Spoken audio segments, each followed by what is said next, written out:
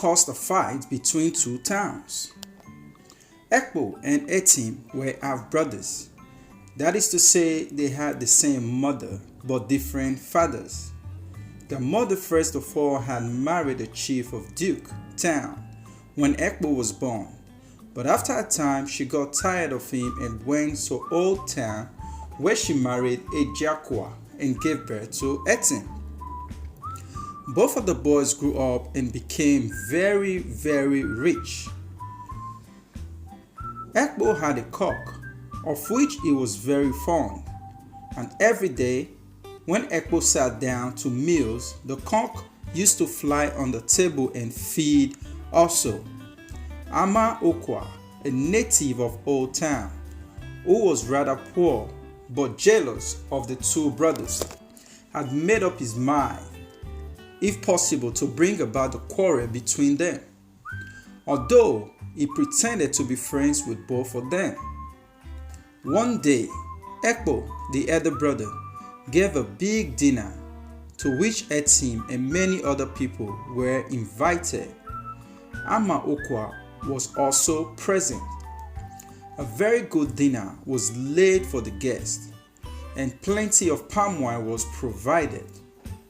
When they had commenced to feed, the pet cock flew on the table and began to feed off Etim's plate. Etim then told one of his servants to seize the cock and tie him up in the house until after the feast.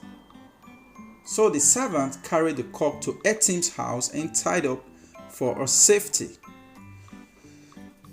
After much eating and drinking, Etim returned home late at night with his friend Ama Okwa.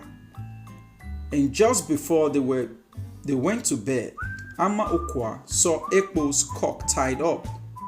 So early in the morning, he went to Ekpo's house, who received him gladly. About 8 o'clock, when it was time for Ekpo to have his early morning meal, he noticed that his pet cock was missing.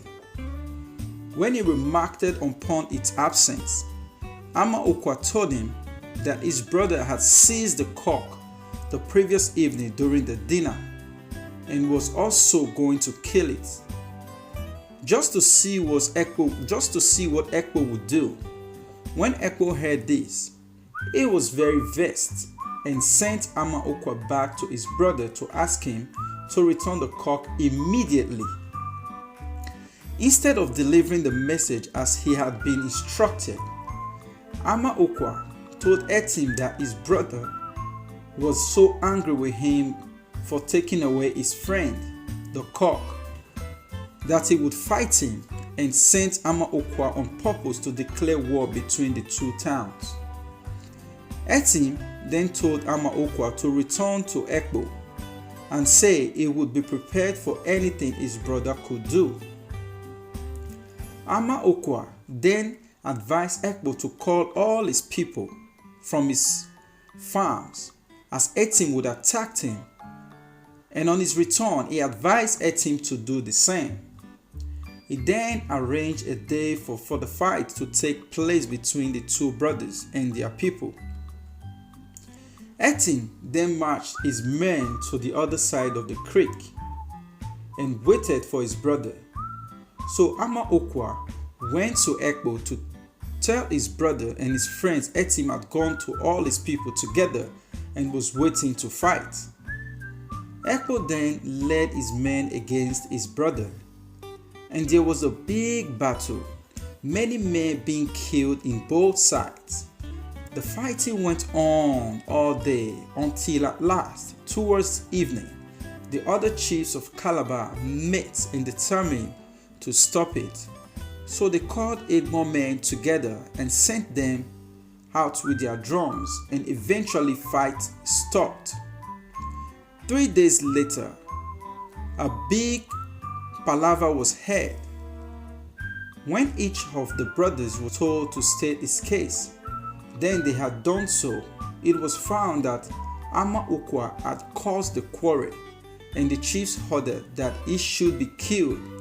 His father, who was a rich man, offered to give the Egbos 5,000 raws 5 cows, and 7 slaves to redeem his son, and they decided to refuse his offer. The next day, after being severely flogged, he was left for 24 hours tied up to a tree, and the following day, his head was cut off. Ekpo was then ordered to kill his pet cock so that it should cause any further trouble between himself and his brother.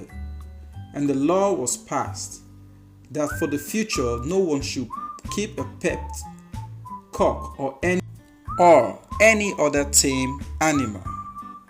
This is the end of the story. Guys.